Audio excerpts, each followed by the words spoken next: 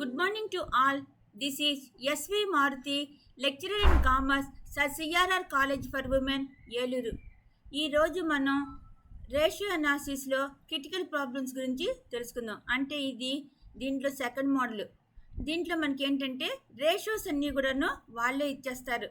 దానిలోంచి మనం trading account, profit loss account, balance sheet తయారు చేయమంటారు, లేదా ఓన్లీ బ్యాలెన్స్ షీట్ ఒకటే తయారు చేయమంటారు. అవి ఎలా తయారు చేయాలనేది ఈరోజు తెలుసుకుందాం. Okay, critical problems on ratio analysis. Problem number 1. The following are the particulars relating to super star company limited. Prepare a trading account, profit and loss account for the year ended 31st March 2009 and balance sheet as on that date. అంటే ఇక్కడ మనకి super star company limited వారిది 31/3/2009 సంవత్సరం నాటికి ఈ profit and loss account, trading account, అలాగే balance sheet సంబంధించిన items అనేవి తయారు చేయమని అడుగుతున్నారు. ఓకే, గ్రాస్ ప్రాఫిట్ స్థూల లాభం 25% ఆన్ సేల్స్. అమ్మకాల మీద స్థూల లాభం అనేది అమ్మకాల మీద 25% ఉన్నది. సేల్స్ టు స్టాక్ రేషియో అంటే అమ్మకాలకి స్టాక్కి ఉన్నటువంటి నిష్పత్తి 8 times, 8 పర్యాయములు. Fixed assets to total current assets, స్థిరాస్తులకి మొత్తము ప్రస్తుత ఆస్తులు 0.75. క్లోజింగ్ స్టాక్ ముగింపు సరుకు 2 lakhs. Capital to the out side liabilities, బయటి అప్పులకి అలాగే మూలధనానికి ఉన్న నిష్పత్తి 0.4. ఫిక్స్డ్ అసెట్స్ స్థిరాస్తులు 6 lakhs.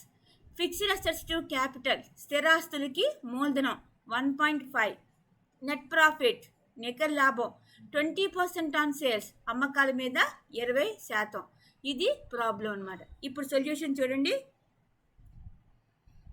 సొల్యూషన్లో ముందు మన trading account, profit loss account, balance sheet తయారు చేయమంటున్నారు. దీని ప్రకారంగా ముందు మనం ప్రిపేర్ చేసుకోవాలి ట్రేడింగ్ అకౌంటు అలాగే profit loss account. Trading account for the trading and profit loss account of super star company limited for the year ending 31st March 2009. 31/3/2009 తేదీతో అంతమయ్యే నాటికి ఈ సూపర్ స్టార్ కంపెనీ యొక్క వర్తకపు ఖాతా మరియు లాభ నష్టాల ఖాతా. ఇక్కడ మనకి ఏమున్నాయి? ఫస్ట్ ముందు మనకి కాస్ట్ ఆఫ్ గూడ్స్ సోల్డ్ అంటే ఏంటి? ఇక్కడ మనకు ఉన్నది ఒకటి opening stock plus purchases plus all direct expenses minus closing stock. అంటే ప్రారంభపు సరుకు, అలాగే కొనుగోళ్ళు, అలాగే ప్రత్యక్ష ఖర్చులు, ఇవన్నీ కూడా టోటల్ చేసి దానిలోంచి ముగింపు సరుకు ఏవైతే ఉంటుందో దాన్ని మైనస్ చేస్తే ఆ వచ్చేదాన్ని క్లోజింగ్ స్టాక్ అని అంటుంటాం. అసలు ముందు మనం ఏది ఎలా చేయాలి అనేది ముందు చూసుకోండి. ముందు మనకి ఇచ్చినటువంటి ఆ ఇన్ఫర్మేషన్ ఒకసారి చూసుకోండి. ఏమి ఇచ్చారు ఇక్కడ? Gross profit 25% on sales. అమ్మకాలు అనేవి ఇక్కడ గ్రాస్ ప్రాఫిట్ స్థూల లాభం అనేది అమ్మకాల పైన 25% అన్నారు. అంటే ఫస్ట్ మనకి ఏముందనమాట? ఒకటి గ్రాస్ ప్రాఫిట్ ఉన్నది, రెండోది అమ్మకాలు అనేది రెండో ఐటమ్ ఉన్నది. సెకండ్ది సేల్స్ టు స్టాక్ రేషియో అన్నారు. సేల్స్ టు స్టాక్ రేషియో అంటే ఏంటి? ఇక్కడ మనకి రెండోది ఇక్కడ ఏంటి అంటే అటు అమ్మకాలు ఉన్నాయి, రెండోది స్టాక్ అంటే ఏంటిది? క్లోజింగ్ స్టాక్ అనమాట. అంటే ఇక్కడ రెండోది మనకి స్టాక్ ఒకటి ఉన్నది, అలాగే క్లోజింగ్ స్టాక్ అనేది కూడా రెండోది మనకి ఇక్కడ కనిపిస్తుంది. ఓకే, నెక్స్ట్ ఇది fixed assets to total current assets అనేది అది బ్యాలెన్స్ షీట్లో వస్తుంది, ఇది తర్వాత చూద్దాం. నెక్స్ట్ ఇది క్లోజింగ్ క్యాపిటల్, ఇది కూడా మనకి బ్యాలెన్స్ షీట్లో వస్తుంది, ఆ తర్వాత చూద్దాం. Capital to the out side liabilities అంటే ఇది కూడా మనకి బ్యాలెన్స్ షీట్లో వస్తుంది, తర్వాత చూద్దాం. ఇక్కడ ఫిక్స్డ్ అసెట్స్ స్థిరాస్తులు ఉన్నాయి, అలాగే ఫిక్స్డ్ అసెట్స్ టు క్యాపిటల్ తర్వాత చూద్దాం. నెట్ ప్రాఫిట్ 20% ఆన్ సేల్స్, నికర లాభము అమ్మకాల మీద 20% అన్నారు. అంటే ఇక్కడ అమ్మకాలు ఒకటి ఉన్నాయి, అలాగే నికర లాభం అనేది ఇంకోటి ఉన్నది.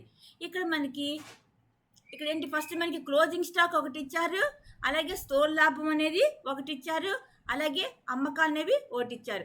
ఇప్పుడు దీని నుంచి మనం కనుక్కునేవి ఏంటి అంటే ఒకటి స్థూల లాభము, ఇదిగో మనకి ఇక్కడ వచ్చింది గ్రాస్ ప్రాఫిట్, స్థూల లాభం అనేది ఒకటి వచ్చింది. రెండోది బై సేల్స్ అనేది ఒకటి రెండో ఐటము మనం కనుక్కోవాల్సింది. కాబట్టి సెకండ్ ఐటమ్ మనం ఇక్కడ సేల్స్ అని రాసుకున్నాం.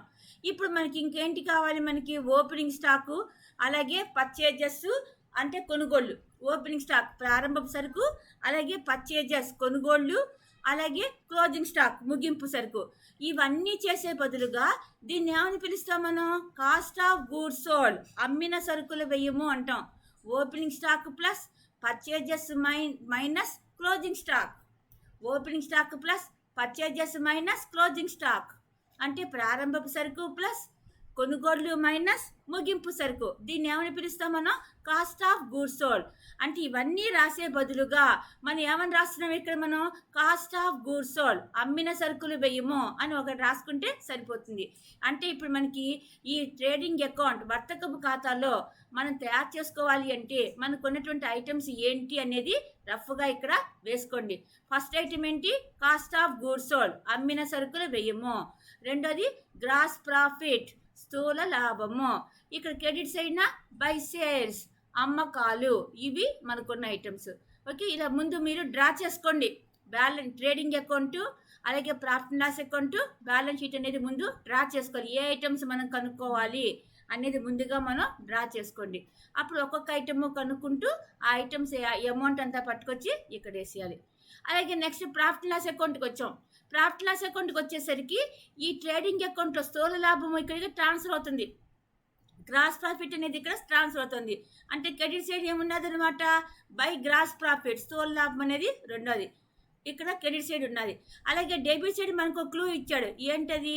20% on sales, net profit is equal to 20% on sales అన్నాడు. అంటే నికర లాభము అమ్మకాల మీద 20% అన్నాడు. అంటే నెక్స్ట్ పాయింట్ ఏముందన్నమాట మనకి ఇక్కడ? నెట్ ప్రాఫిట్, నికర లాభం అనేది ఉన్నది. అంటే ఇక్కడ మనం ఏం వేసుకుంటాం అనమాట? నికర లాభము అనేది ఇక్కడ వేసుకున్నాం. ఇకపోతే మనకి డెబిట్ సైడ్ ఏ ఐటమ్స్ కావాలి? ఎక్స్పెన్సెస్ అనేవి కావాలి. కాబట్టి ఇక్కడ మనకి నెక్స్ట్ పాయింట్ ఏమొచ్చిందనమాట? టు ఇండైరెక్ట్ ఎక్స్పెన్సెస్ అనేది ఇక్కడ వేసుకున్నాం. ఈ విధంగా ముందు మనం డ్రా చేసుకోవాలి. ఫస్ట్ పాయింట్ ట్రేడింగ్ అకౌంట్ వర్తకపు ఖాతాలో ఫస్ట్ ఐటమ్ ఏంటి? కాస్ట్ ఆఫ్ గూడ్స్ సోల్డ్, అమ్మిన సరుకులు వ్యయము. అలాగే క్రెడిట్స్ అయినా బై సేల్స్, అమ్మకాలు. అప్పుడు మనకి టు గ్రాస్ ప్రాఫిట్, స్థూల లాభము అనేది మనకు వస్తుంది. అలాగే ప్రాఫిట్ అండ్ లాస్ అకౌంట్ లాభ నష్టాల ఖాతాలో ఈ గ్రాస్ ప్రాఫిట్ని బ్రాడ్ డౌన్ కింద తీసుకొచ్చాం. బై గ్రాస్ ప్రాఫిట్, స్థూల లాభము అని ఇక్కడ వేసుకున్నాం. అమౌంట్ తర్వాత వేద్దాం, ముందు డ్రా చేయాలి. ఓకే, తర్వాత డెబిట్ సైడ్న టు నెట్ ప్రాఫిట్, నికర లాభము అనేవి ఇక్కడ వేసుకోండి. అప్పుడు నెక్స్ట్ ఈ రెండింటికి డిఫరెన్స్ ఏమని పిలుస్తాం? ఎక్స్పెన్సెస్ అంటాం. కాబట్టి ఇదేంటి? బ్యాలెన్సింగ్ ఫిగర్ అనమాట. టు ఇండైరెక్ట్ ఎక్స్పెన్సెస్ అనేది ఇక్కడ మనం వేసుకున్నాం. ఈ విధంగా మనం ఇది డ్రా చేసుకున్నాం. అలాగే బ్యాలెన్స్ షీట్ని కూడా ముందు మనం రఫ్గా అసలు ఏ ఐటమ్స్ ఎక్కడ వస్తాయి అనేది ముందు మనం రఫ్గా వేసుకోవాలి. దీంట్లో చూడండి, బ్యాలెన్స్ షీట్లో ఒకటి ఫిక్స్డ్ అసెట్స్ అనేది ఇచ్చేసాడు, స్థిరాస్తులు వాడే ఇచ్చేసాడు. అంటే అసెట్స్ అయినా ఫిక్స్డ్ అసెట్స్ అనేది ఒకటి ఉన్నది. అసెట్స్ అయినా ఫిక్స్డ్ అసెట్స్ అనేది ఒకటి ఉన్నది. ఆ ఐటమ్ పట్టుకొచ్చి ఇక్కడ వేసుకున్నాం. రెండోది క్లోజింగ్ స్టాక్, ముగింపు సరుకు. ముగింపు సరుకు అనేది మనం ఇక్కడ మనకి దీంట్లో ఆల్రెడీ ఇచ్చేసాడు. అంటే ఇక్కడ మనం కాస్ట్ ఆఫ్ గూడ్స్ వాళ్ళ దగ్గర వేయట్లేదు, ఓన్లీ మనం అసెట్ సైడ్ మాత్రమే చూపిస్తున్నాం. ఆ ఐటమ్ కూడా పట్టుకొచ్చి ఇక్కడ వేసేసుకున్నాం. చూసారు, క్లోజింగ్ స్టాక్ కూడా ఉన్నది. నెక్స్ట్ ఇంకొకరు ఇచ్చాడు చూడండి, fixed assets to current assets అన్నాడు. అంటే స్థిరాస్తులకి ప్రస్తుత ఆస్తుల నిష్పత్తి అన్నాడు. స్థిరాస్తులకి ప్రస్తుత ఆస్తుల నిష్పత్తి అన్నాడు. అంటే ఏంటి? ఇక్కడ స్థిరాస్తులు ఒకటి ఉన్నాయి, అలాగే ప్రస్తుత ఆస్తులు ఉన్నాయి, ఫిక్స్డ్ అసెట్స్ ఉన్నాయి, అలాగే కరెంట్ అసెట్స్ ఉన్నాయి. అంటే నెక్స్ట్ ఐటమ్ ఏంటన్నమాట? కరెంట్ అసెట్స్, స్థిరాస్తులు అనేవి ఇక్కడ చూపించాం. స్థిరాస్తులు చూపించాం, అలాగే కరెంట్ అసెట్స్ ప్రస్తుత ఆస్తులు కూడా చూపిస్తున్నాం. అంటే అసెట్ సైడ్ ఏమేమి ఐటమ్స్ ఉన్నాయన్నమాట? ఒకటి ఫిక్స్డ్ అసెట్స్ అనేది ఒక ఐటమ్ ఉన్నది, అలాగే క్లోజింగ్ స్టాక్ ముగింపు సరుకు అనేది ఇంకొక ఐటమ్ ఉన్నది, అలాగే అదర్ కరెంట్ అసెట్స్ ఇతర ప్రస్తుత ఆస్తులు అనేవి ఇంకొకటి ఐటమ్ అనేది ఉన్నది. అలాగే నెక్స్ట్ లైబిలిటీ సైడ్ అప్పుల వైపు చూడండి. అప్పుల వైపు ఏమున్నాయి? Out side liabilities to capital అన్నాడు. అంటే అవుట్ సైడ్ బయట అప్పులకి మూలధన నిష్పత్తి అన్నాడు. అంటే ఒకటి ఏముందనమాట? అవుట్ సైడ్ లైబిలిటీస్ బయట అప్పులు అంటే కరెంట్ లైబిలిటీస్, అలాగే లాంగ్ టర్మ్ డెబ్ట్స్ రెండు కలిపేసినవి అనమాట. దీర్ఘకాలిక అప్పులు, ప్రస్తుత అప్పులు రెండు కలిపేసినవి ఇక్కడ ఉన్నాయి. కాబట్టి అవుట్ సైడ్ లైబిలిటీస్ అనేది ఒక ఐటమ్. రెండోది షేర్ క్యాపిటల్ 2 అంటే వాటా మూలధనం అదొకటి ఉన్నది. నెక్స్ట్ది ప్రాఫిట్ లాస్ అకౌంట్ లాభ నష్టాల ఖాతా అనేది 2 ఉన్నాయి. ఈ రెండింటిని share capital profit loss account ఈ రెండింటి కలిపిన దాన్ని ఏమని పిలుస్తాము? నెట్ వర్త్ నికర విలువ అని పిలుస్తుంటాం. నెట్ వర్త్ అంటే నికర విలువ అంటే ఏంటి? షేర్ క్యాపిటల్ వాటా మూలధనము, అలాగే ప్రాఫిట్ లాస్ అకౌంట్ లాభ నష్టాల ఖాతా ఈ రెండింటిని కలిపిన దాన్ని పిలుస్తుంటాం. కాబట్టి ఇక్కడ మనకి ఈ లైబిలిటీస్ అయినా షేర్ నెట్ వర్త్ అయినా అనొచ్చు, లేదా రెండింటిని విడగొట్టైనా వేసుకోవచ్చు. Share capital profit loss account వాటా మూలధనము లాభ నష్టాల ఖాతా ఇవి రెండు కూడా మనం ఇక్కడ సపరేట్గా ఇక్కడ చూపించాం. లేదా రెండు కలిపేసేసుకున్నా పర్వాలేదు అనమాట. ఈ విధంగా ముందు మనం trading account, profit loss account, అలాగే బ్యాలెన్స్ షీట్ 3 కూడాను ముందు మనం రఫ్గా డ్రా చేయాలి. ఏ ఐటమ్స్ ఎక్కడ వస్తాయి అనేది ముందు మనం డ్రా చేసుకోవాలి. ఆ తర్వాత మనం ఒక్కొక్కటి కూడాను క్యాలిక్యులేట్ చేసుకుంటూ వెళ్ళాల్సి ఉంటుంది. Okay, next one. ఇప్పుడు క్యాలిక్యులేషన్స్ చూసుకోండి. ఇప్పుడు ఇవన్నీ క్యాలిక్యులేట్ చేయాలంటే ఫస్ట్ పాయింట్ మనకి ఏం కావాలి? సేల్స్ అనేది కావాల్సి ఉంటుంది. కాబట్టి first point calculation of sales. ఇక్కడ ఏమి ఇచ్చారు clue? Sales to stock ratio is equal to 8 times. అంటే సేల్స్కిను స్టాక్కి ఉన్న నిష్పత్తి ఎంత అన్నాడు? 8 అనేది అన్నాడు. ఇక్కడ మీకు ప్రిన్సిపల్ కనుక తెలుసుంటే ఓకే రాయండి. సపోజ్ మీకు ప్రిన్సిపల్ గుర్తు రాలేదు అనుకోండి, అప్పుడు మీకు నేను చిన్న క్లూ చెప్తున్నాను. ఇక్కడ మీకు క్వశ్చన్లోనే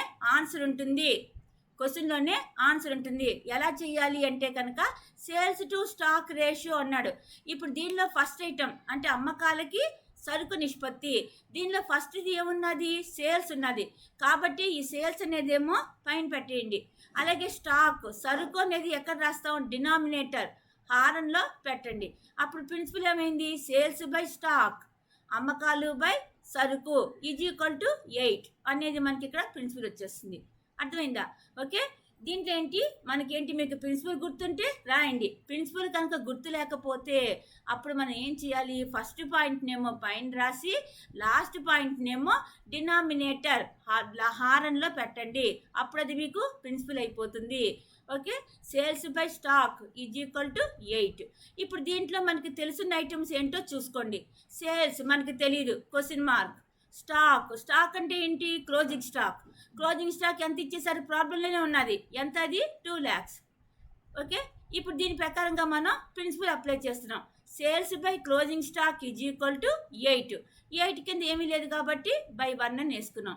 sales by closing stock is equal to 8/1 అని రాసుకున్నాం అనమాట. ఇప్పుడు క్రాస్ మల్టిప్లికేషన్ ఇవ్వండి. సేల్స్ బై ఇక్కడ క్లోజింగ్ స్టాక్ అంటే ఎంత మనకి? ఇది 2 lakhs. కాబట్టి sales by 2 lakhs is equal to 8/1. ఇప్పుడు ఇది క్రాస్ మల్టిప్లికేషన్ ఎలా వస్తుంది అనమాట? సేల్స్ ఇంటూ 1, అలాగే 8 into 2 lakhs. అదే మనం ఇక్కడ చూపించాం చూడండి. 2 lakhs into 8 is equal to sales into 1. అంటే 2 lakhs into 8 ఎంత అవుతుంది? 16 lakhs is equal to sales. Therefore sales is equal to 16 lakhs. Okay, ఇప్పుడు ఇందాక మనం సేల్స్ అనేది రాసుకున్నాం కదా, ఆ ప్లేస్లో సేల్స్ ప్లేస్లో మనం ఇక్కడ ఈ 16 lakhs అక్కడ వేసుకుంటాం అనమాట. Okay, next one. Calculation of gross profit. స్థూల లాభాన్ని క్యాలిక్యులేట్ చేయటం. ఇక్కడ ఏమన్నాడు? Gross profit is equal to 25% on sales. Gross profit అనేది అమ్మకాల మీద 25% అన్నాడు. ఓకే, ఇక్కడ మనకి 100 ఏమో సేల్స్ అనుకుంటే గ్రాస్ ప్రాఫిట్ ఎంత వచ్చింది? 25. ఇక్కడ సేల్స్ ఎంత అనుకున్నాం? సేల్స్ మనకు ఆన్సర్ వచ్చింది కదా 16 lakhs. 16 lakhs అయితే ఎంత? అప్పుడు 25 into 16 lakhs by 10 ఎంత వచ్చింది? 4 lakhs. Therefore gross profit is equal to 4 lakhs అనేది మనం ఇక్కడ వేసుకున్నాం అనమాట. ఈ అమౌంట్ పట్టుకెళ్ళి మనం గ్రాస్ ప్రాఫిట్ మనం ఇందాక డ్రా చేసుకున్నాం కదా, దాంట్లో ఈ గ్రాస్ ప్రాఫిట్ దగ్గర ఆ అమౌంట్ అనేది అక్కడ వేసుకుంటాం. ఓకే, నెక్స్ట్ ఇది క్యాలిక్యులేషన్ ఆఫ్ నెట్ ప్రాఫిట్. నికర లాభాన్ని కనుగొంటాం. ఇక్కడ నికర లాభం కూడా క్యాలిక్యులేషన్ ఆఫ్ నెట్ ప్రాఫిట్. నికర లాభాన్ని కనుగొంటాం. నెట్ ప్రాఫిట్ నికర లాభం is equal to 20% on sales. అమ్మకాల మీద 20%. 100 సేల్స్ అయితే ఇక్కడ నెట్ ప్రాఫిట్ ఎంత అవుతుందన్నమాట 20. ఇది గ్రాస్ ప్రాఫిట్ అని పడింది, ఇది గ్రాస్ ప్రాఫిట్ కాదు, నెట్ ప్రాఫిట్. ఓకే, రాసుకోండి అక్కడ. Net profit is equal to 20.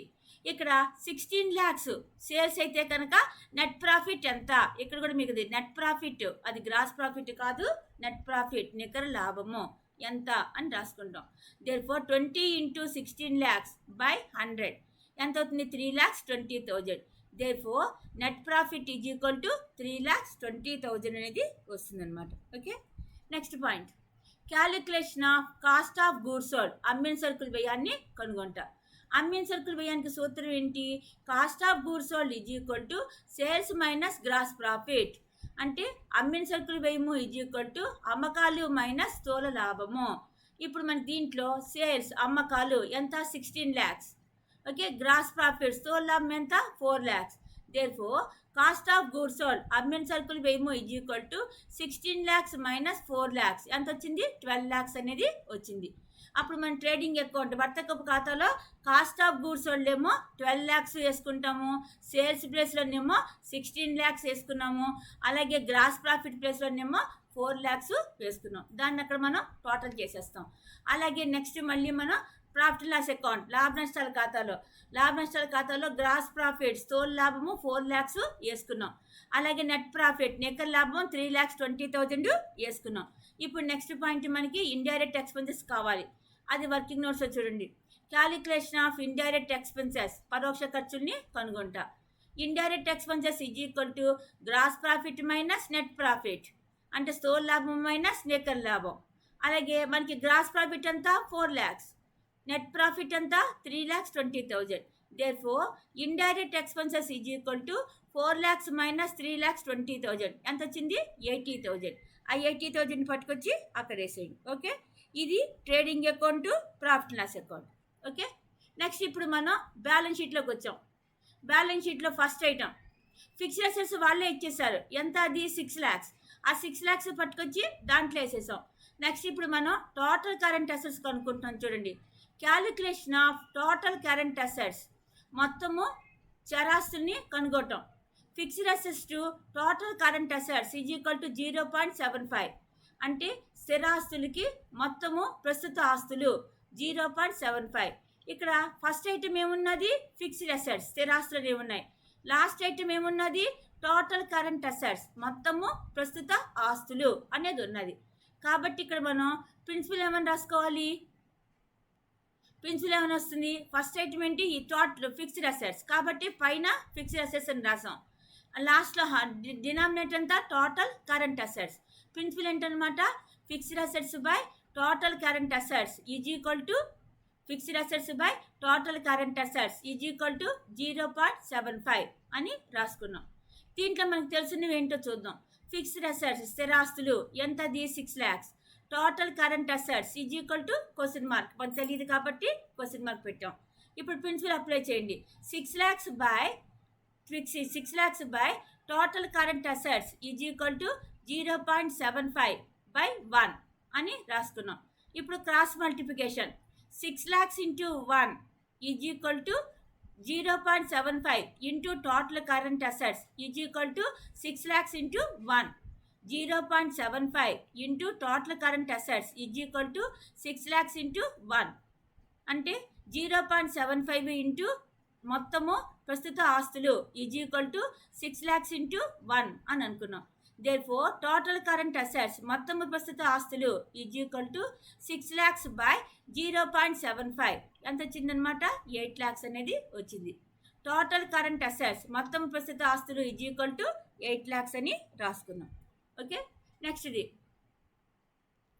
Calculation of other current assets, ఇతర ప్రస్తుత ఆస్తుల్ని కనుక్కోవటం.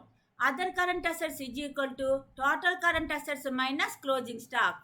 ఇతర ప్రస్తుత ఆస్తులు ఈజ్ ఈక్వల్ టు మొత్తము ప్రస్తుత ఆస్తులు మైనస్ ముగింపు సరుకు. ఇక్కడ ఇతర ప్రస్తుత ఆస్తులు is equal to 8 lakhs minus 2 lakhs ఎంత వచ్చిందనమాట, 6 lakhs. Therefore other current assets is equal to 6 lakhs. ఇది కూడా పట్టుకెళ్ళి మనం ఇప్పుడు అదర్ కరెంట్ అసెట్స్ దగ్గర రాసుకున్నాం అనమాట. ఓకే, నెక్స్ట్ ఇది క్యాలిక్యులేషన్ ఆఫ్ టోటల్ క్యాపిటల్, మొత్తము మూలధనాన్ని కనుగొంటా. Fixed assets to total capital is equal to 1.5. అంటే స్థిరాస్తులకి మొత్తం మూలధనాన్ని కనుగొనుట అంటున్నాడు. దీంట్లో ఇప్పుడు మనం ప్రిన్సిపల్ అరేంజ్ చేయాలి.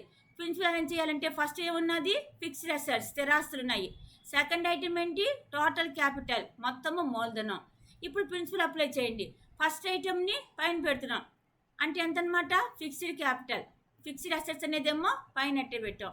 డినామినేటర్లోనేమో సెకండ్ ఐటమ్ టోటల్ క్యాపిటల్ అనేది అట్టే పెట్టాం. దేర్ ఫర్ ప్రిన్సిపల్ ఏమైంది? Fixed assets by total capital. Fixed assets by total capital is equal to 1.5. స్థిరాస్తులు బై మొత్తము మూలధనము ఈజ్ ఈక్వల్ టు 1.5 అని మనం రాసుకున్నాం. మనకు తెలిసిన ఐటమ్స్ ఏంటి? ఫిక్స్డ్ అసెట్స్ స్థిరాస్తులు ఎంత? అవి 6 lakhs. టోటల్ క్యాపిటల్ మొత్తం మూలధనము question mark. Therefore 6 lakhs by total capital is equal to 1.5. Cross multiplication 6 lakhs 1.5 into total capital is equal to 6 lakhs into 1. Therefore total capital మొత్తం మూలధనము is equal to 6 lakhs by 1.5 is equal to 4 lakhs అనేది మనకు వచ్చింది. Total capital మొత్తం మూలధనం is equal to 4 lakhs అనేది వచ్చింది. Okay, next one, calculation of share capital. వాటా మూలధనాన్ని కనుగొంటా. ఇక్కడ మనకి వాటా మూలధనాన్ని కనుగొంటా. చూడండి, share capital is equal to total capital minus net profit. Share capital is equal to total capital minus net profit. అంటే వాటా మూలధనం ఈజ్ ఈక్వల్ టు మొత్తము మూలధనము మైనస్ నెట్ ప్రాఫిట్. ఇక్కడ మొత్తం మూలధనం అంటే దాంట్లో 2 పాయింట్ నెట్ వర్త్ అనమాట. టోటల్ క్యాపిటల్ అంటే ఏంటి? నెట్ వర్త్, నికర విలువ. దాంట్లో ఏమేమి ఉంటాయి? ఒకటి షేర్ క్యాపిటల్ వాటా మూలధనము, రెండోదేమో నెట్ ప్రాఫిట్ నికర లాభము. ఇవి రెండు కలిపి దాంట్లో ఉంటాయి. ఇవి రెండు మనం విడగొట్టాలి అంటే అప్పుడు మనకి దాంట్లో share capital is equal to total capital minus net profit.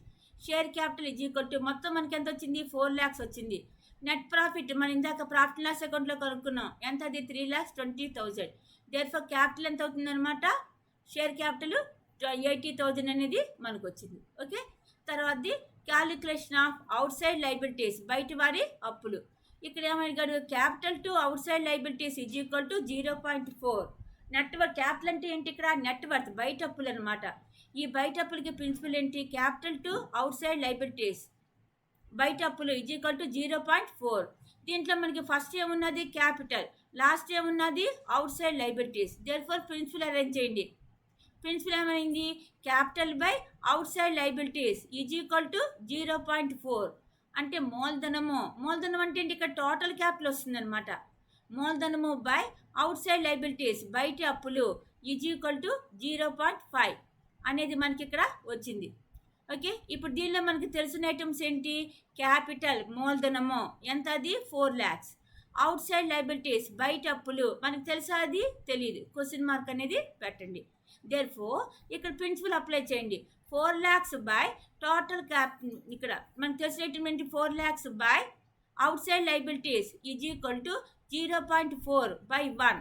4 lakhs by outside liabilities, 4 lakhs by outside liabilities is equal to 0.4. ఇక్కడ కొంచెం టోటల్ క్యాపిటల్ మళ్ళీ పడింది, అది కొంచెం జాగ్రత్తగా చేయండి. అది ఓకే, 2 సార్లు రిపీట్ అయింది, కొంచెం జాగ్రత్తగా చూడండి. 4 lakhs by outside liabilities is equal to 0.1. 4 lakhs by బయట వారి అప్పులు is equal to 0.4. Cross multiplication out side liabilities into 0.4 is equal to 4 lakhs into 1. ఇప్పుడు అవుట్ సైడ్ లైబిలిటీస్ బయట వారి అప్పులు is equal to 4 lakhs by 0.4 ఎంత వచ్చింది? 10 lakhs. Out side liabilities బయట వారి అప్పులు ఈజ్ ఈక్వల్ టు 10 lakhs అనేది వచ్చింది.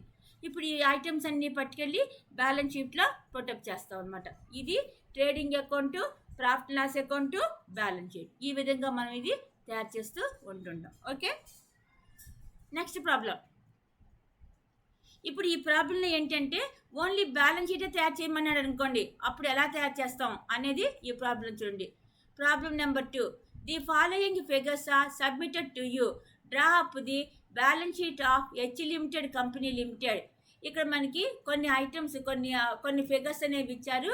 దీనిలో హెచ్ లిమిటెడ్ వారి యొక్క కంపెనీ యొక్క బ్యాలెన్స్ షీట్ అనేది మన ఇక్కడ తయారు చేయమని అడుగుతున్నారు. Current ratio is equal to 2.5. ప్రస్తుత నిష్పత్తి ఇచ్చేశారు. ఎంత? అది 2.5. నెట్ వర్కింగ్ క్యాపిటల్, నికర నికర వర్కింగ్ క్యాపిటల్ అంటే ఏంటి? ప్రస్తుతమైనటువంటి మూలధనం. నికర నిర్వహణ మూలధనము అంటాం కరెక్ట్గా చెప్పాలంటే. నికర నిర్వహణ మూలధనము ఎంత? అది 6 లక్షలు. అలాగే లిక్విడిటీ రేషియో అంటే శీఘ్ర నిష్పత్తి లేదా లిక్విడిటీ నిష్పత్తి 1.5 అనేది వచ్చింది.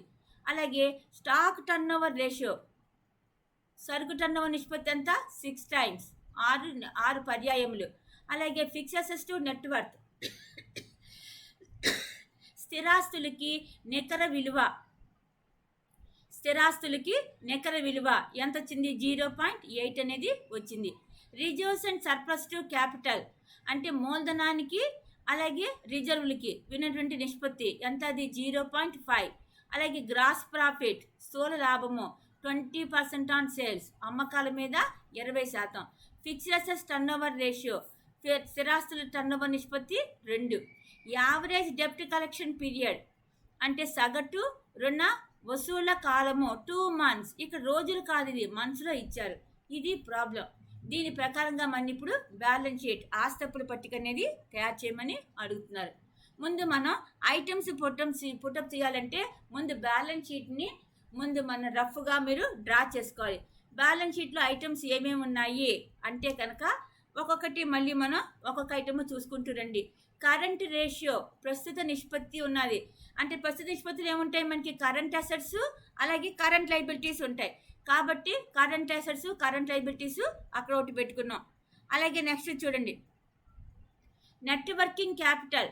నెట్ వర్కింగ్ క్యాపిటల్ అంటే ఏంటి? దీనిలో మనకి కరెంట్ అసెట్స్ ఉంటాయి, కరెంట్ లైబిలిటీస్ ఉంటాయి. కాబట్టి ఇక ఐటమ్స్ ఉంది. అలాగే లిక్విడిటీ రేషియో అంటే ఏంటి? దాంట్లో మనకి శీఘ్రమైనటువంటి నిష్పత్తి. దీనిలో మనకి క్విక్ అసెట్స్, క్విక్ లైబిలిటీస్ ఉంటాయి. కాబట్టి దీనిలో మనం ఇప్పుడు ఇది విడగొడుతున్నాం. అలాగే నెక్స్ట్ ఏంటి? స్టాక్ టర్న్ ఓవర్ రేషియో అంటే దీనిలో మనకి ఏంటి? క్లోజింగ్ స్టాక్ అనేది ఒకటి వస్తుంది. తర్వాత ఫిక్స్డ్ అసెట్స్ నెట్వర్క్ అంటే దీనిలో మనకి ఫిక్స్డ్ అసెట్స్ అనేది ఒకటి వస్తుంది. అలాగే reserves and surplus to capital, దీనిలో మనకి రిజర్వ్లు కనిపిస్తాయి, అలాగే క్యాపిటల్ మూలధనం అనేది ఒకటి వస్తుంది. తర్వాత గ్రాస్ ప్రాఫిట్ 20% ఆన్ సేల్స్ అంటే దీనిలో సేల్స్ కనిపిస్తాయి, అలాగే గ్రాస్ ప్రాఫిట్ అనేది వస్తుంది. తర్వాత fixed assets turnover ratio, దీనిలో మనకి ఫిక్స్డ్ అసెట్స్ అనేవి వస్తుంటాయి. తర్వాత యావరేజ్ డెప్ట్ కలెక్షన్ పీరియడ్ అంటే సగటు రుణ వసూల కాలము. ఇది దేనికి సంబంధించింది? రుణగ్రస్తులకు సంబంధించింది, అంటే డెటార్స్కి సంబంధించింది. అంటే దీనిలో మనకి ఏం వస్తాయి? డెటార్స్ అనేవి కనిపిస్తుంటాయి. కాబట్టి ఇక్కడ మనం ఫస్ట్ పాయింట్ కరెంట్ రేషియో అంటే దీనిలో మనకి కరెంట్ అసెట్స్, కరెంట్ లైబిలిటీస్ ఉంటాయి. ఈ కరెంట్ అసెట్స్లో మనకి మళ్ళీ విడగొడుతున్నాం. లిక్విడిటీ రేషియో ఉంది కాబట్టి దీనిలో క్లోజింగ్ స్టాక్ని అలాగే డెటార్స్ని సెపరేట్ చేసి మిగతా అదర్ కరెంట్ అసెట్స్ని మనం క్యాలిక్యులేట్ చేయాలి. అది ఒక పాయింట్. రెండోది వర్కింగ్ క్యాపిటల్, నిర్వహణ మూలధనం అంటే ఏంటి? Current assets minus current liabilities, ప్రస్తుత ఆస్తులు మైనస్ ప్రస్తుత అప్పులు. అంటే దీనిలో కరెంట్ లైబిలిటీస్, ప్రస్తుతమైనటువంటి అప్పులు అనేవి క్యాలిక్యులేట్ చేయాలన్నమాట. అలాగే స్టాక్ టర్న్ ఓవర్ రేషియో, సరుకు టర్న్ ఓవర్ రేషియో వస్తుంది. అంటే దీనిలో మనకి ఏమొస్తుంది అనమాట? క్లోజింగ్ స్టాక్, ముగింపు సరుకు అనేది వస్తుంది అనమాట. నెక్స్ట్ అలాగే fixed assets to net worth అంటే ఇక్కడ నెట్ వర్త్ అంటే నికర విలువ అంటే ఏంటి? ఇక్కడ మనకి షేర్ క్యాపిటల్ ఉంటుంది, రిజర్వ్స్ ఉంటాయి. అవి రెండు కలిపిన ఐటమ్ ఒకటి వస్తుంది అనమాట. అలాగే reserves and surplus to capital, దీనిలో మనకి రిజర్వ్స్ వస్తాయి, అలాగే క్యాపిటల్ మూలధనం కూడా ఉంటుంది అనమాట. అదొకటి మనం క్యాలిక్యులేట్ చేసుకుంటాం. నెక్స్ట్ ఇది gross profit ratio 20% on sales, అమ్మకాల మీద 20% అన్నాడు. దీనిలో మనకి ఏం కావాలి? మనకి అమ్మకాలు అనేవి కనుక్కోవచ్చు. అలాగే fixed assets turnover ratio, స్థిరాస్తుల టర్న్ ఓవర్ నిష్పత్తి అన్నాడు. అంటే దీన్ని బట్టి మనం ఏం క్యాలిక్యులేట్ చేస్తాం? ఫిక్స్డ్ అసెట్స్, స్థిరాస్తులు అనేవి క్యాలిక్యులేట్ చేస్తాం అనమాట. అలాగే నెక్స్ట్ యావరేజ్ డెప్ట్ కలెక్షన్ పీరియడ్, సగటు రుణ వసూళ్ల కాలము. అంటే దీనిలో మనకి రుణగ్రస్తులు డెటార్స్ని మనం ఇప్పుడు క్యాలిక్యులేట్ చేయొచ్చు అనమాట. ఇప్పుడు దీని ప్రకారంగా ముందు మనం బ్యాలెన్స్ షీట్ని డ్రా చేసుకోవాలి. అంటే ఆస్తప్పుల పట్టికని ముందు మనం డ్రా చేసుకోవాలి. ఇప్పుడు సొల్యూషన్ చూడండి. Balance sheet of H company limited యొక్క ఆస్తప్పుల పట్టిక. ఇక్కడ లైబిలిటీ సైడ్ ఏమున్నాయి? ఈక్విటీ షేర్ క్యాపిటల్, ఈక్విటీ వాటా మూలధనం. తర్వాత అలాగే రిజర్వ్స్ అండ్ సర్ప్లస్, రిజర్వ్లు మరియు అలాగే మిగుళ్ళు. అలాగే కరెంట్ లైబిలిటీస్, ప్రస్తుతమైనటువంటి అప్పులు. అలాగే లాంగ్ టర్మ్ డెబ్ట్స్, దీర్ఘకాలికమైనటువంటి అప్పులు. అలాగే అసెట్స్ అయిన ఫిక్స్డ్ అసెట్స్, స్థిరాస్తులు.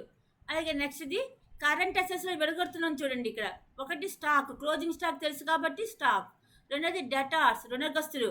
అలాగే మనం మిగతావన్నీ కలిపి వేస్తున్నాం, అదర్ కరెంట్ అసెట్స్, ఇతర ప్రస్తుత ఆస్తులు అని మనం ఇక్కడ విడగొట్టి వేసాం. ఓకే, ఇప్పుడు మనం క్యాలిక్యులేషన్స్ చూడండి.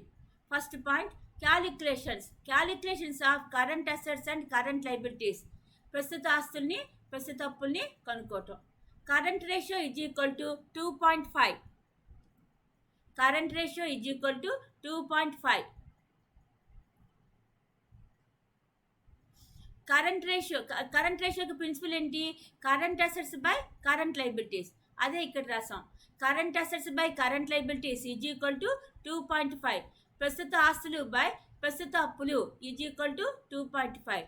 ఎప్పుడు కూడా మనం డినామినేటర్ని ఎక్స్ అనుకోండి, అప్పుడు మీకు ఈజీగా ఆన్సర్ వస్తుంది. ఎందుకంటే దీంట్లో మనకి ఇక్కడ కరెంట్ అసెట్స్ తెలియదు, కరెంట్ లైబిలిటీస్ కూడా తెలియదు. కాబట్టి రెండింట్లో ఒక దాన్ని ఎక్స్ అనుకుంటే రెండో దాన్ని మనం సాల్వ్ చేయటం ఈజీగా ఉంటుంది. ఎప్పుడు కూడా మనం డినామినేటర్ హారాన్ని మనం ఎప్పుడు కూడాను ఎక్స్ అని అనుకోవాలి. ఇప్పుడు ఈ ప్రాబ్లంలో మనం కరెంట్ లైబిలిటీస్, ప్రస్తుత అప్పులు, దాన్ని ఎక్స్ అనుకున్నాం. అప్పుడు ప్రిన్సిపల్ అప్లై చేస్తున్నాం. Current assets by X is equal to 2.5, అంటే ప్రస్తుత ఆస్తులు by X is equal to 2.5 అని వచ్చింది. దీన్ని ఇప్పుడు మనం క్రాస్ మల్టిప్లికేషన్ చేసాం. 2.5x is equal to current assets into 1. అప్పుడు కరెంట్ అసెట్స్, ప్రస్తుత ఆస్తులు ఈజ్ ఈక్వల్ టు 2.5x అనేది వచ్చింది. ఓకే, నెక్స్ట్ ఇంకో క్లూ ఇచ్చాడు. ఏమని? Working capital is equal to current assets minus current liabilities, నిర్వహణ మూలధనము ఈజ్ ఈక్వల్ టు ప్రస్తుత ఆస్తులు మైనస్ ప్రస్తుత అప్పులు. ఇక్కడ వర్కింగ్ క్యాపిటల్, నిర్వహణ మూలధనము అంటే ఏంటి? ఇక్కడ కరెంట్ అసెట్స్ ఎంత వచ్చింది మనకి? ఇక్కడ 2.5x. అలాగే కరెంట్ లైబిలిటీస్ ఏమనుకున్నాం? ఎక్స్ అని అనుకున్నాం. కాబట్టి 2.5x minus X is equal to 1.5x. ఇక్కడ వర్కింగ్ క్యాపిటల్, నిర్వహణ మూలధనం ప్రాబ్లంలో ఇచ్చేసాడు. ఎంత అది? 6 lakhs. Therefore 6 lakhs is equal to 1.5x. Therefore X is equal to, X అని దేన్ని అనుకున్నాం? కరెంట్ లైబిలిటీస్, ప్రస్తుత అప్పుల్ని అనుకున్నాం. X is equal to 6 lakhs by 1.5 అని వచ్చింది. అప్పుడు ఎంత అనమాట? అది 4 lakhs. ఎక్స్ అని దేన్ని అనుకున్నాం? ప్రస్తుత అప్పులు. కాబట్టి ఆ కరెంట్ లైబిలిటీస్, ప్రస్తుత అప్పులు ఈజ్ ఈక్వల్ టు 4 lakhs అనేది వచ్చింది. ఇప్పుడు మళ్ళీ మనం అదే ప్రిన్సిపల్ వేసుకోండి. Working capital is equal to current assets minus current liabilities, నిర్వహణ మూలధనము ఈజ్ ఈక్వల్ టు ప్రస్తుత ఆస్తులు మైనస్ ప్రస్తుత అప్పులు. ఇక్కడ 6 lakhs ఈజ్ ఈక్వల్ టు, మనకు తెలిసింది ఏంటి? 6 lakhs. వర్కింగ్ నిర్వహణ మూలధనం మనకు తెలుసు, వర్కింగ్ క్యాపిటల్, నిర్వహణ మూలధనం మనకు తెలుసు. ఎంత అది? 6 lakhs. 6 lakhs is equal to current assets, ప్రస్తుత ఆస్తులు మనకు తెలియదు, అది మైనస్ కరెంట్ లైబిలిటీస్ మనకు తెలుసు, ఎంత అది? 4 lakhs. Therefore 6 lakhs is equal to current assets minus 4 lakhs, అంటే 6 లక్షలు ఈజ్ ఈక్వల్ టు ప్రస్తుత ఆస్తులు మైనస్ 4 lakhs అని వేసుకున్నాం. Therefore 6 lakhs plus 4 lakhs is equal to current assets, అంటే ప్రస్తుత ఆస్తులు ఈజ్ ఈక్వల్ టు 6 లక్షలు ప్లస్ 4 లక్షలు. ఎంత వచ్చిందనమాట? కరెంట్ అసెట్స్, ప్రస్తుత ఆస్తులు ఈజ్ ఈక్వల్ టు 10 lakhs అనేది మనకి వచ్చిందనమాట. Okay, next one, calculation of quick ratio, ప్రస్తుత నిష్పత్తిని క్యాలిక్యులేట్ చేయటం. ఇక్కడ ఏమి ఇచ్చాడు? Quick ratio is equal to 1.5 అని ఇచ్చాడు. ముందు ప్రిన్సిపల్ రాయండి. క్విక్ రేషియో, శీఘ్ర నిష్పత్తి. శీఘ్ర నిష్పత్తి ప్రిన్సిపల్ ఏంటి? Quick assets by quick liabilities.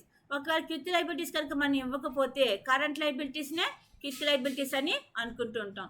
Therefore quick ratio, శీఘ్ర నిష్పత్తి ఈజ్ ఈక్వల్ టు శీఘ్ర ఆస్తులు బై శీఘ్ర అప్పులు, శీఘ్ర ఆస్తులు బై శీఘ్ర అప్పులు లేదా ప్రస్తుతమైనటువంటి అప్పులు అని అంటుంటాం. ఇప్పుడు మన ప్రాబ్లంలో మనకు తెలిసిన ఐటమ్స్ ఏంటి? క్విక్ రేషియో, శీఘ్ర నిష్పత్తి ఎంత ఇచ్చాడు? 1.5. ఓకే, అలాగే క్విక్ అసెట్స్ మనకి తెలియదు. కరెంట్ లైబిలిటీస్, ప్రస్తుతమైన అప్పులు ఎంత అనమాట? 4 lakhs. ఇప్పుడు ప్రిన్సిపల్ అప్లై చేయండి. Quick assets by 4 lakhs is equal to 1.5. Therefore 4 lakhs into 1.5 is equal to quick assets into 1. Quick assets is equal to 6 lakhs. Therefore quick assets శీఘ్ర ఆస్తులు is equal to 6 lakhs అని మనకు వచ్చింది. Okay, next one closing stock. Calculation of closing stock, ముగింపు సరుకుని కనుక్కోవటం. Quick assets is equal to current assets minus closing stock. ఇక్కడ శీఘ్ర ఆస్తులు ఈజ్ ఈక్వల్ టు ప్రస్తుత ఆస్తులు మైనస్ ముగింపు సరుకు అని అంటుంటాం. Quick assets is equal to 6 lakhs. శీఘ్రమైన ఆస్తులు ఎంత అనమాట? 6 lakhs. కరెంట్ అసెట్స్ ప్రస్తుతమైన ఆస్తులు ఎంత? 10 lakhs. క్లోజింగ్ స్టాక్ ముగింపు సరుకు మనకి తెలియదు. Therefore 6 lakhs is equal to 10 lakhs minus closing stock. 6 లక్షలు ఈజ్ ఈక్వల్ టు 10 లక్షలు మైనస్ ముగింపు సరుకు. 10 లక్షలు మైనస్ ముగింపు సరుకు. 6 లక్షలు మైనస్ 10 లక్షలు ఈజ్ ఈక్వల్ టు ఎంత వచ్చిందనమాట? Minus closing stock. అంటే 6 lakhs minus 10 lakhs is equal to minus closing stock. 6 lakhs minus 10 lakhs is equal to minus closing stock. Therefore minus closing stock is equal to minus 4 lakhs. Minus cancel అయింది. Therefore closing stock ముగింపు సరుకు is equal to 4 lakhs అని మనకు వచ్చింది అనమాట. Okay, next one calculation of cost of goods sold. అమ్మిన సరుకుల వ్యయాన్ని కనుగొంటాం. Stock turnover ratio. ఇక్కడ సరుకు టర్న్ ఓవర్ నిష్పత్తి ఈజ్ ఈక్వల్ టు 6 times. 6 పర్యాయములు అనేది వచ్చింది. Stock turnover ratio is equal to cost of goods sold by average stock. అంటే సరుకు టర్న్ ఓవర్ నిష్పత్తి ఈజ్ ఈక్వల్ టు అమ్మిన సరుకులు వ్యయము బై యావరేజ్ స్టాక్, సగటు సరుకు. అమ్మిన సరుకులు వ్యయము బై సగటు సరుకు, cost of goods sold by average stock అని మనకు వస్తుంటుంది. Therefore average stock is equal to opening stock plus closing stock by 2. సగటు సరుకు ఈజ్ ఈక్వల్ టు ప్రారంభపు సరుకు ప్లస్ ముగింపు సరుకు by 2. Note, in the absence of opening stock closing stock must be treated as average stock. ఇక్కడ మనకి ప్రారంభపు సరుకు కనుక ప్రాబ్లంలో ఇవ్వకపోతే ముగింపు సరుకునే మనం సగటు సరుకు కింద భావిస్తుంటాం. కాబట్టి ఇక్కడ మనకి ప్రాబ్లం ప్రకారంగా closing stock is equal to average stock is equal to ఎంత వచ్చిందనమాట? 4 lakhs. సగటు సరుకు అనేది 4 lakhs వచ్చింది. ఇప్పుడు మనం ప్రిన్సిపల్ అప్లై చేయండి. Cost of goods sold by 4 lakhs is equal to 6/1. Okay, అమ్మిన సరుకులు వ్యయము by 4 lakhs is equal to 6/1. Cross multiplication చేస్తున్నాం. అప్పుడు ఏమొచ్చింది మనకి? Cost of 6 into 4 lakhs is equal to cost of goods sold into 1. Okay, అప్పుడు cost of goods sold is equal to 24 lakhs. అమ్మిన సరుకులు వ్యయము ఈజ్ ఈక్వల్ టు 24 లక్షలు మనకు వచ్చింది. Okay, next item calculation of sales. అమ్మకాలు అనేవి క్యాలిక్యులేట్ చేయటం. గ్రాస్ ప్రాఫిట్ సోల్ లాభము ఎంతనా? 20% ఆన్ సేల్స్. అమ్మకాల మీద 20%. Cost of goods sold is equal to sales minus gross profit. అమ్మిన సరుకులు వ్యయము ఈజ్ ఈక్వల్ టు అమ్మకాలు మైనస్ స్థూల లాభము. ఈ ప్రాబ్లం అప్లై చేస్తున్నాం. 100 సేల్స్ అయితే 20 is gross profit. That means cost of goods sold is equal to 100 minus 20 అంటే ఎంత అయింది? 80. అప్పుడు కాస్ట్ ఆఫ్ గూడ్స్ ఎంత అయింది? 100 నుంచి 20 పోతే 80 అనేది కాస్ట్ ఆఫ్ గూడ్స్ సోల్డ్ అయింది. అప్పుడు if 80 is cost of goods sold, sales is equal to 100. 24 lakh cost of goods sold అయితే సేల్స్ ఎంత? ఇక్కడ మనకి అమ్మిన సరుకులు వ్యయము 80 అయితే అమ్మకాలు 100. 24 లక్షలు అయితే ఎంత అనేది క్యాలిక్యులేట్ చేసాం. 24 lakhs ఇంటూ 100/80 ఎంత వచ్చింది? 30 lakhs. Therefore sales is equal to 30 lakhs అనేది వచ్చింది. Okay, next point calculation of debtors. రుణగ్రస్తుల్ని క్యాలిక్యులేట్ చేయటం. ఇక్కడ మనకి యావరేజ్ కలెక్షన్ పీరియడ్, సగటు వసూల కాలము is equal to 2 months. That means debtors turnover ratio is equal to 2 months. అంటే debtors turnover ratio 2 months. ఇక్కడ నెలల్లో ఇచ్చాడు. డెటార్స్ టర్న్ ఓవర్ రేషియో అనేది మనకి నెలల్లో ఇచ్చాడు. Debtors turnover ratio is equal to total debtors by sales. ఇక్కడ మనకి మంత్స్లో ఇచ్చాడు కాబట్టి లాస్ట్లో మీరు ఇంటూ నెంబర్ ఆఫ్ మంత్స్ అనేది యాడ్ చేసుకోవాలి.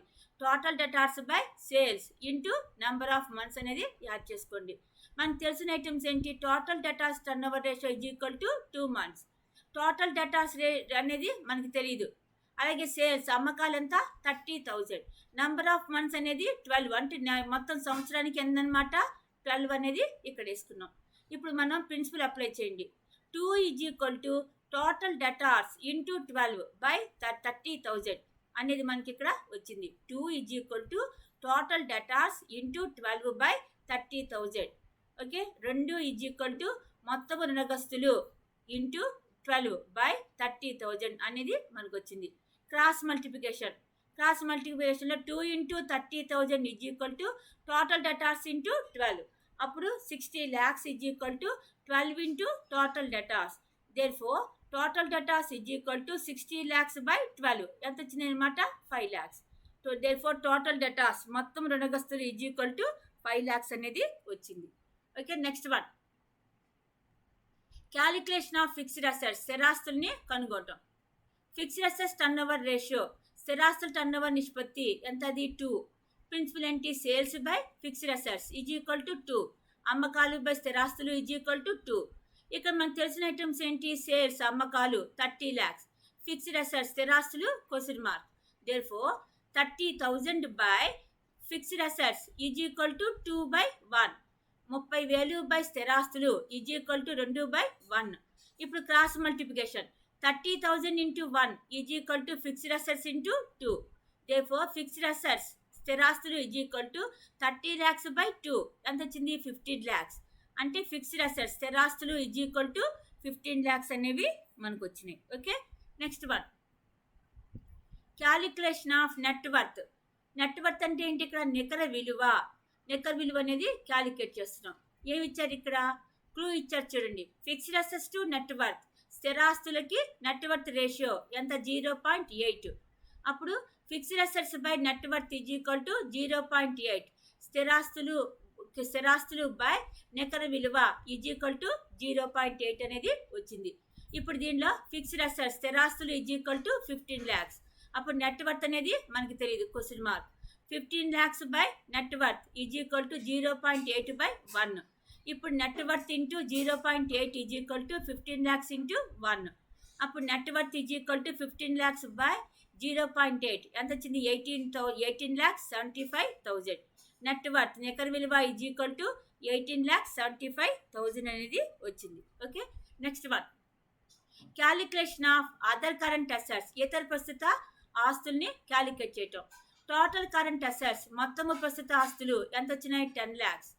క్లోజింగ్ స్టాక్, దీనిలోంచి క్లోజింగ్ స్టాక్ మనకు తెలుసు కదా, అది మైనస్ చేసేయండి.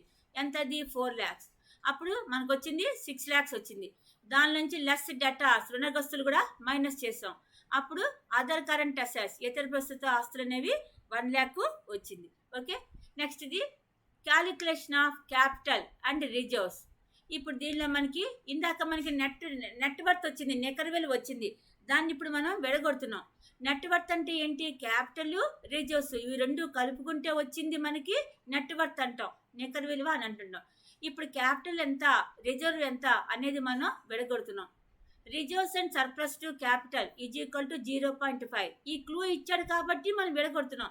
ఒక్కోసారి ఈ క్లూ కనుక ఇవ్వలేదు అనుకోండి, అప్పుడు మనం కంబైన్ చేసి కూడా వేసుకోవచ్చు అనమాట.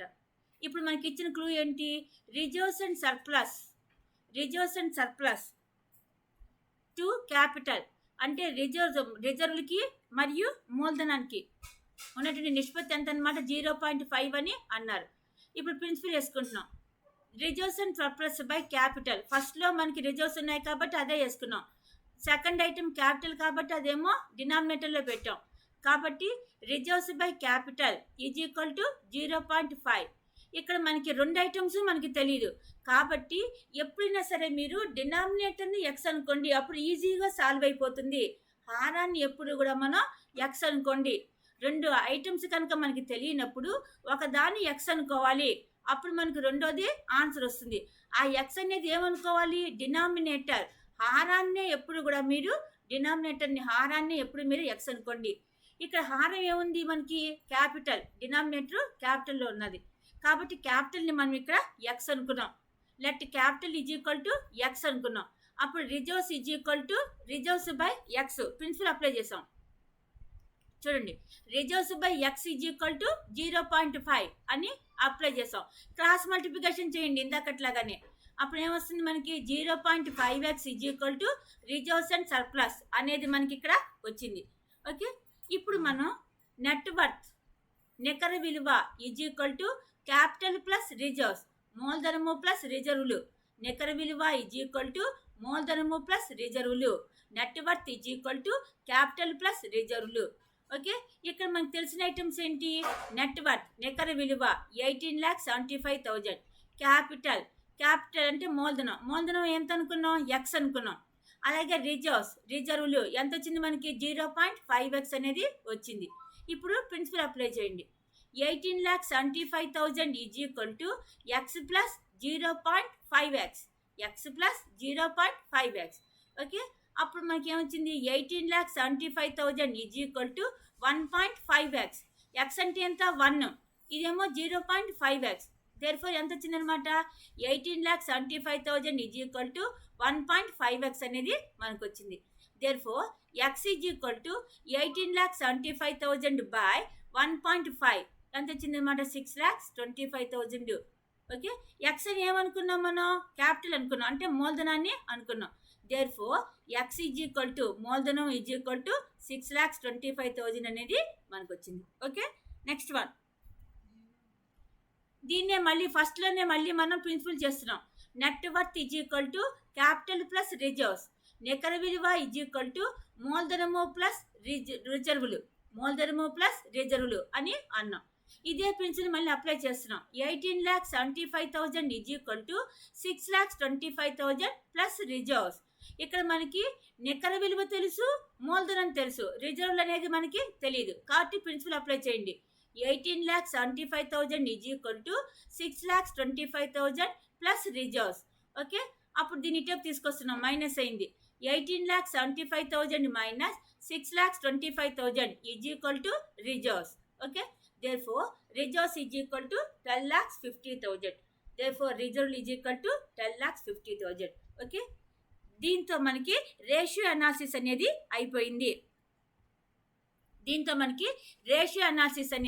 అయిపోయింది.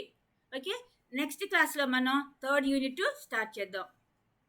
I will continue in the next class. Thank you.